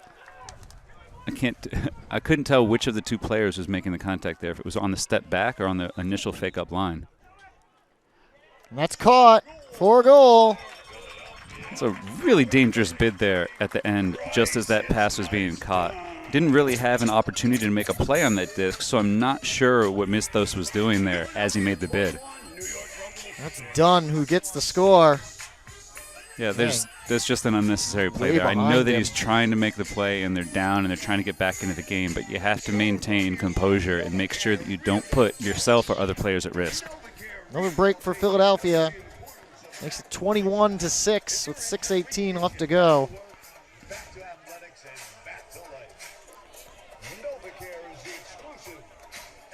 And I started to say during the middle of that point, it's guys' names that we've not called over the years for Philadelphia that are getting it done today. A lot of their D-line guys, Bryant, Dunn, Arcata, Michelson. Lindsey's been involved, but he's a guy that we've seen through the years here with the Spinners. But a lot of new faces here and just picking up the mantle here that the Spinners have had over the years. And as we talked about it with Coach Stanley a little bit, it's not just having strong players on your team, not just having depth, but using your depth and cultivating your depth. Those players need to see the field in order to figure out how to play at that level. One guy that is dressed today but has not appeared for the Spinners is Trey Katzenbach, who is a leader on and off the field. He could play, but they're trying to hold him out, as well as a couple other guys who just dealing with some nagging injuries through their bye week next week. And this is another floating pass. Nice grab. Well grabbed by Meeser. Elevated and skied for that one. It's the sort of thing where you have to protect your players from themselves. If they're able to play but would play through injury, you kind of have to sit them down for their own good rather than letting them go out there because they believe they can. Right. Well, there it is. New York gets past that 6-goal mark as they get their 7th. Bosco and Meeser connecting. Back-to-back assists there for Bosco. Take a look again. This is the offense they needed all day, though. And that's how you punish face guarding in the end zone. If you see a player who's playing defense on one of your teammates in the end zone and you can read their name and number on the back of their jersey, all you have to do is throw it to your teammate, and that player will not have an opportunity to make a play. It's one of those critical errors that is valid defense on other parts of the field, but once you get to the end zone, cannot face guard. You have to see the Frisbee. 21-7. New York with a pull. Brandoff will reel this one in. Going for a side stack here. So misdirection play, throw it back towards the side you're stacked on. And then they move back to the middle, and now Glazer just took off. And he goes right into the end zone, and a great put by Bear. He's got to feel good to be back on the field. That play call there and the execution of that play call, again, this is what we were talking about at halftime with Coach Stanley, is you can call the beautiful play all you want, but until your players execute it, it's irrelevant. We see this throw here by Bear, and that's kind of a classic example of Dave Bear executing a strong throw downfield. But Glazer was one of the players who started on this same sideline. As they swung the disc toward the side that we're on, he peeled out toward the other sideline, cleared space, and then continued all the way downfield for that continuation. That's one way to manufacture easy looks at the end zone, is to give a little bit of misdirection and have that misdirection lead into your play rather than just giving it a second option or sort of a subpar look for your offense. You have to design it so you get something ideal out of that misdirection. He did it in about 10 seconds, too. Yeah. It's nice and quick. Getting these, not only is that quick for the offense, that's quick for Glazer getting all the way down the field, covering that much ground. And it puts New York right back on the field with their offense. This is what we talk about every week with MLU, where if you can score quickly and put the other team right back on offense, you have a better chance at a break. Wilson try to send a huck downfield. Well, he sends it downfield, and then reaching up, skying over the defense. What a catch there for Philadelphia. That was number 50, Andrew Misthos. So he did what we were talking about for all these Spinners players earlier on, is he went up early and dominated the matchup. As we see 33 getting back into the screen here, he's already up by the time the defender jumps. It's all about trying to figure out how you can catch the disc at your highest point before your opponent has thought about catching it at his highest points. Great individual play by Misthos. Great trust on the part of Wilson to put the disc down there and for New York to come up with it. Now it looks like they're going to be calling a timeout to try to get a couple more points back into this game. So we'll see how that plays out. We'll step away here. Timeout, 22-8 now. Philadelphia on top.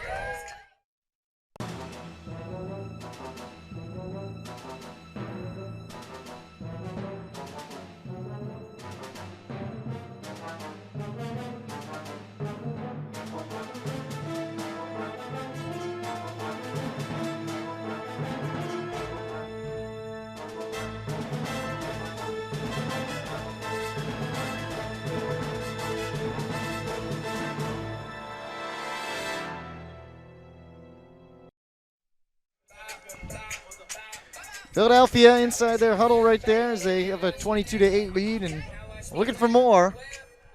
With 5:13 left to go in the game, New York has called their second timeout here of the second half. And we'll get the midfield pull. So still just trying to work on things despite what will probably end up being considered a blowout victory.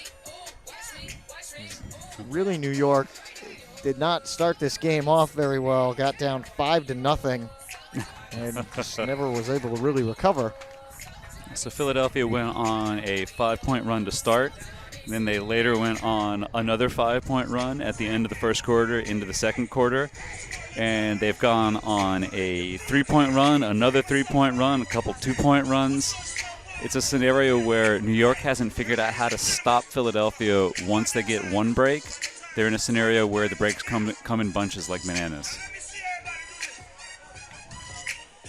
The banana bunch of Philadelphia Spinners. It's like the Wild Bunch, right? Right. No. Yes? No. Maybe.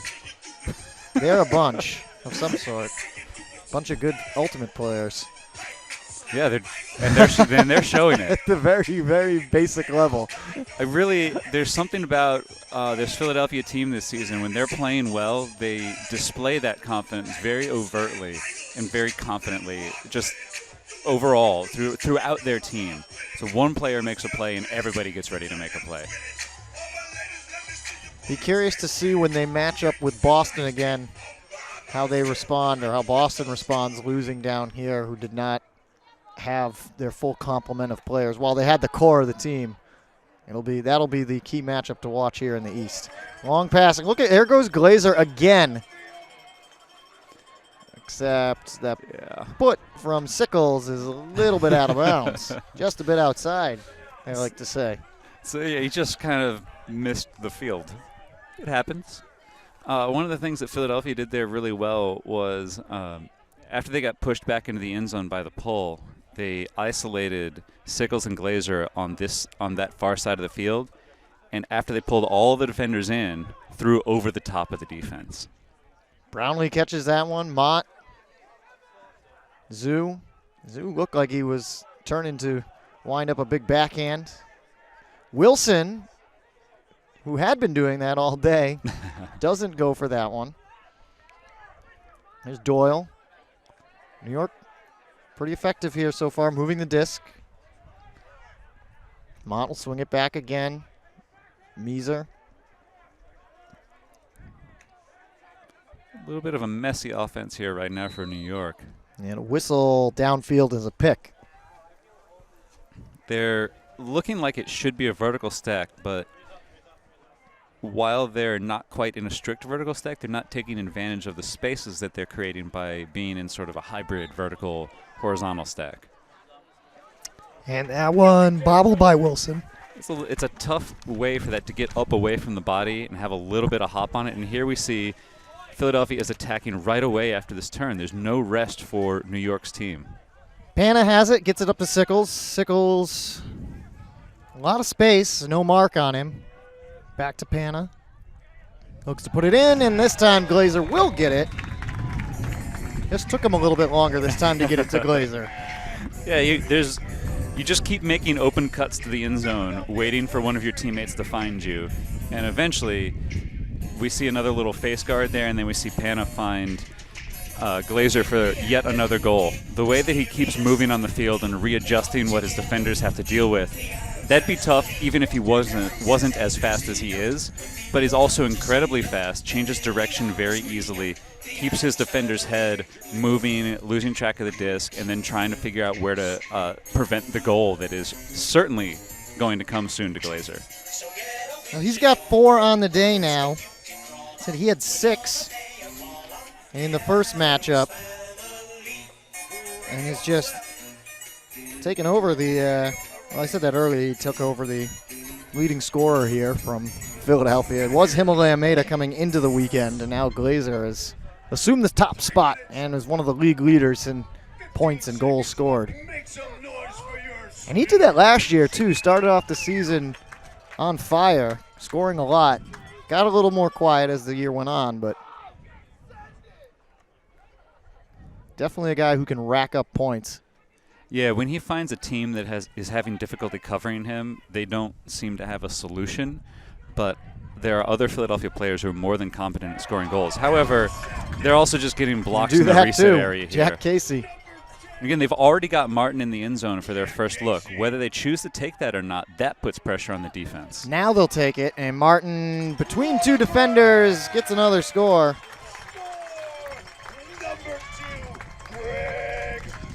Greg Martin makes it 24-8 with 2:35 left to go.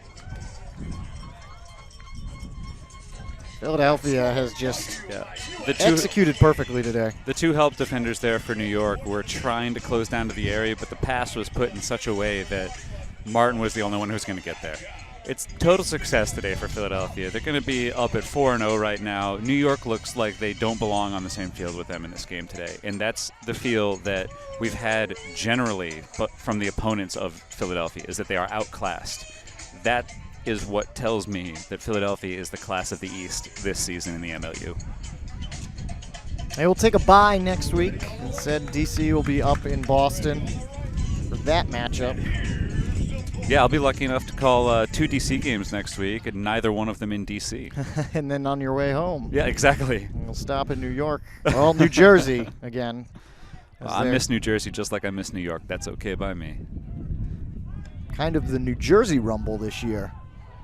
And that one, try to go downfield on the huck, a little low, and just kind of cut off. They were trying to get it to Finkler.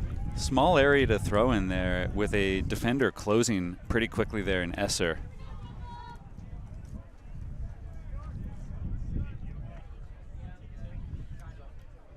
We see there again, Philadelphia tends to send that first reset straight up line and then fill back into that area with a cutter. Esser swings it around, far side, that's Vendetta. They'll send it deep, looking for Bryce Dunn. New York's trailer defender trying to overtake him, and Dunn got a hand on it and just couldn't hold on. Good defensive presence, I guess, from New York. It was good defensive presence in that it made Dunn alter his course to box out the defender a little bit, but he was so focused on boxing out and making sure that he didn't get D'd that he didn't have enough mental energy left to make the actual catch. Mislos, who just caught that last disc, was the man defending for New York. I thought O'Connor was going to get that block. Bo Lee will put it up for Brownlee. One-on-one matchup, 50-50 disc, and Brownlee elevates and gets the score. Oh no, he's just shy. No one was sure in. exactly there. Look like Lindsay he got was up to mark, and then he wasn't marking. Lindsay did just about all he could do to prevent Brownlee from getting a run at the disc, and still Brownlee found enough space that he could get 2 steps to go up. And not only that, he didn't even quite get up off the ground, but was able to sort of snake around where Lindsay was and get his hand up high enough early enough. See, Lindsay tries to get back and get a little bit of body on him, and Brownlee still finds a way to go up and get it. He's got such a long stride that he had to slow down. He had already been down there and wait for a while for the disc, but then... Well, and that's what we're seeing with a lot of the throws today, specifically from New York, but also from Philadelphia. We saw Glazer toss up a couple flicks that hung up like that. And it's just the way the wind is going. So when you try to overthrow a little bit, what a lot of players do is they get their elbow and their wrist out ahead of their hips, and then they lean back to try to compensate for it. Where really what you need to do is lean forward and lean into that pass. Send it out on a line. Throw it out, don't throw it up. Nobody likes it when you throw up. That is analysis right there, folks. If you're learning to throw your flick, throw it out, don't throw it up. Well, it works for backhands, too. It's just tends to come into play more for flicks. So we're under a minute now. Ended up scoring that goal was number 80, Irvin. O'Connor got the assist, so Brownlee, who had the great catch, doesn't get any sort of point out of that. Sickles gets past Wilson, and then Wilson, while he was getting up, it looked maybe like his feet were tangled up with Sickles, and now he's slow to get off the field. Could be a or cramp, get up. could be a tangle, it could be any number of things. There's just a little awkward collision and interaction there between the two guys after they both made a bid up high on the disc. There's again. So he went up, and he rolls. I don't think, maybe, just a cramp. Yeah, the way it looked in his calf. I tell you, it looked awkward. It looks like it felt awkward, and I'm happy to see him walking off the field. Yeah. Happy to see that Sickles didn't get the worst of that either. And then Billy just throws it in to Glazer. Glazer desperately trying to get past that 6-goal mark that he set in the first matchup. He's running out of time. Sickles used his left-handedness, which everybody's fully aware of, but still catches you off guard as a mark or as a downfield defender. So he was able to toss a little break lefty backhand up. And since Glazer knew it was coming and it was tossed to the correct side of him, all he had to do was run, take a little jump, get the easy goal. That's a lot less running than what Glazer has to do for most of his goals. Which are very shortly after the pulls. So he's got 5 now on the day. Ooh, that's a lot. He's just racking them up. 14 on the season, and we're only in week 3. 14's the sort of total that you see for a lot of very talented players all the way by the end of the season. Right. I mean, if you can get into the 20s, I would say it's considered a pretty good year. For sure. This is a nice deep pull. A lot of float. So we'll see if New York tries to use up this last 28 seconds, or if they'll just go for the quick huck downfield, but looks like they're methodically moving it up now. Well, Philly's in sort of a 3-3-1 zone here as well, so they're just trying to make sure that New York doesn't get anything quick. Swinging it around to both sides. Final 10 seconds here. And they'll put it into the end zone one more time, and it is caught and held on to for New York. Finkler. It was a good throw there from Mott to not only find the receiver, but zip it in there quickly enough that there was no opportunity for the defense. He catches it on the sideline, sets himself, and puts enough sauce on it, just enough, that the catch is a pretty easy catch there. I mean, yeah, he had to go to the ground, but there was no defense in the area, and he knew that he pretty well had it under control. It looks like New York is calling a final timeout here to get a half-field pull with 4 seconds left. 4 seconds, and I was just going to ask if someone even try to throw it for that completion percentage. We'll step away when we come back. The final 4 seconds of today's game. It's 25-10 Philadelphia.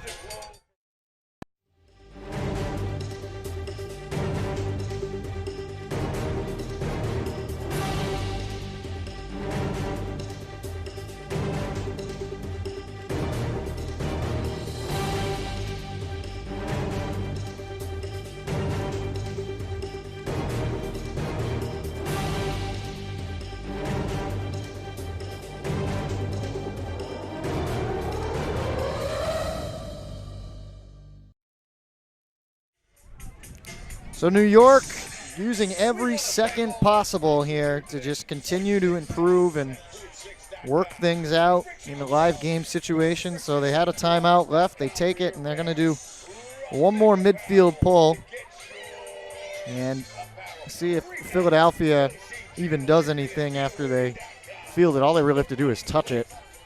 Yeah, it's a scenario where you get another opportunity to work on something for New York. Right. You can work on getting down in your defense, setting your defense, but really, Philadelphia doesn't really have to get into your game at all. If you throw a roller, all they have to do is touch it and then wait for the clock to run out. If you throw something that they catch, all they have to do is catch it and wait for the clock to run out. So it's a scenario where I'm not sure exactly what they're going to get out of it. Maybe just another game execution thing where they get to work on their pull. Again, work to run down, set their defense. Yep. It's a little odd, though. A little strange to experience this sort of meaningless last 4 seconds extended a little bit longer. Just try and do anything and everything they can to keep improving week to week. I mean, they got the victory last night, which I think most would say was unexpected, but well-deserved for them. They took advantage of the Currents' mistakes big time, and that's what good teams will do. Yeah, for sure. So another team's going to give you opportunities, you take advantage. And that's been characteristic of Philadelphia all this season. This is one of the things that we've talked about in the past seasons where they've had difficulty scoring after turnovers, even though the turnovers were happening. And there it is. Got it in bounds. Full touchdown, roll out the back. Nick Kiernet will pick it up, tap it in, and the Spinners improve to 4-0. The Rumble are 1-3, and your final score 25-10.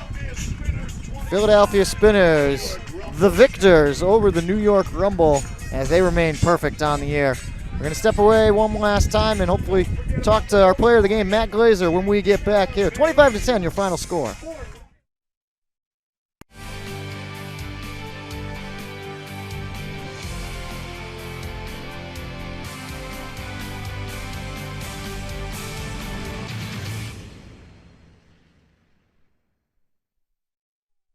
The team dynamic is just to have as much fun as possible. It's an experience, man. You turn around and you look and there's this big giant animal running towards you. When I first started commentating, it was kind of tough for me because it's like, well, I can be out there too. I can play with these guys. Why am I up here in the booth? Jeff Brand he's a freaking monster. He can sort of just do it all, you know? A few of my students were like, we saw you on the bus. I was like, I don't ride the bus. No, you're on the side of the bus.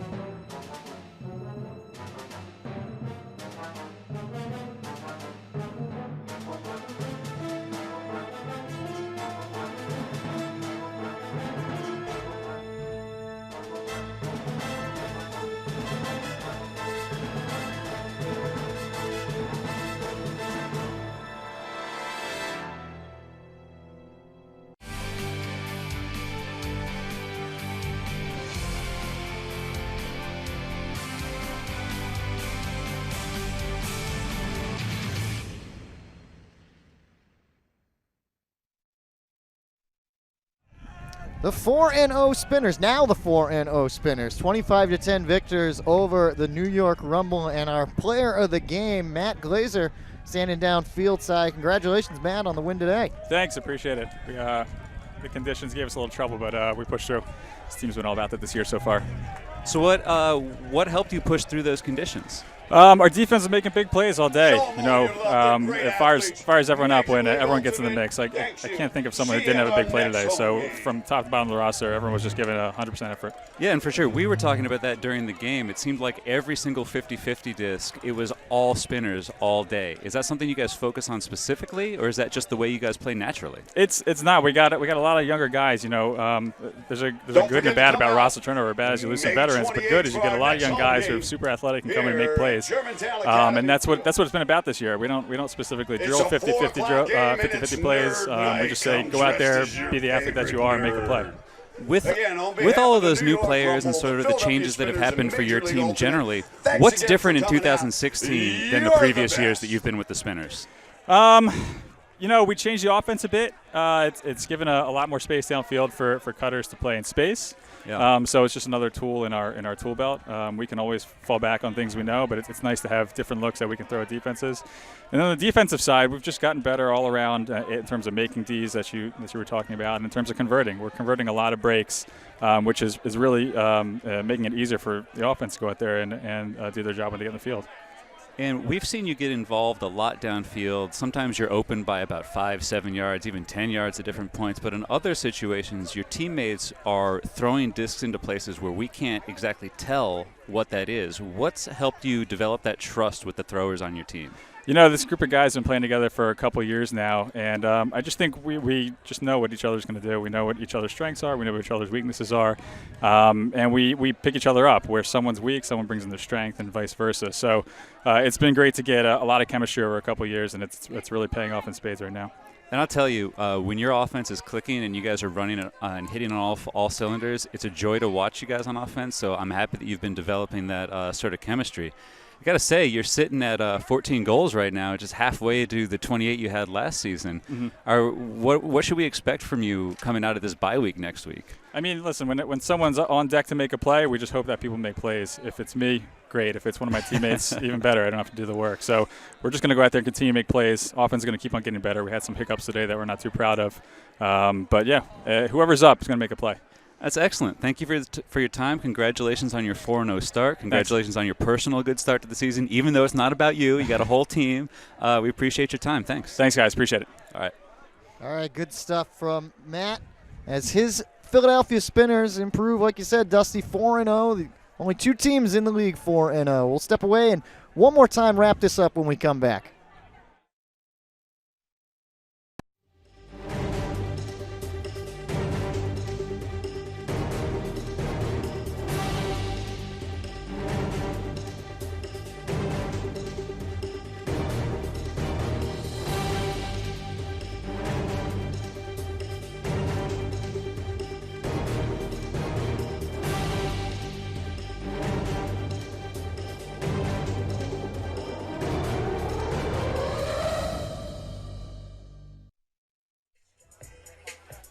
One last time here from Germantown Academy, Carey Stadium. Jeff Poster, Dusty Rhodes, 25-10 final score of Philadelphia Spinners, 4-0, and on top of the East, the Rumble dropped to 1-3.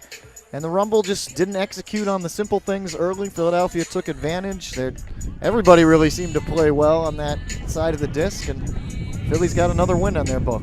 Yeah, and Glazer said it really well. It's all about the next man up. It's all about expecting your teammates to perform well, trusting that they will perform well, and then going out and showing yourself, your teammates, your opponents that you're up for it. As far as the Rumble are concerned, yeah, this is a bad loss. It's a 15-point loss. There's no other way to cut that.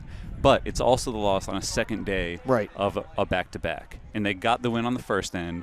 May have been a little overexcited, a little sort of satisfied with that, and they came out today and just got rolled by a Philadelphia team that's looking to take control of this entire conference and ideally the entire league. You can tell that they're not satisfied with these individual victories. Every single time we talk to one of these Philadelphia players or a coach, they're talking about the big picture, they're talking about not being satisfied with every little step, and they're talking about winning. I'm really excited to see what the Spinners have for us over the rest of this season. And I think with what we've seen from the Rumble, they're going to get back into the mix. Yeah. And I don't think that either Philadelphia or Boston should feel safe playing against New York, because if they get rid of some of their errors, this is very easily a much closer game. Well, we will be back in action in a week on Saturday night. There'll be the DC Current at the Boston Whitecaps. Dusty will then take you Sunday on the road. Again, New York and D.C. will play on Sunday afternoon. But that's going to do it here for us in Week 3. Final score, once again, 25-10, the Spinners over the Rumble. And on behalf of all of our MLU crew here today, Dusty Rhodes, I'm Jeff Poster, and we'll see you next week in Boston.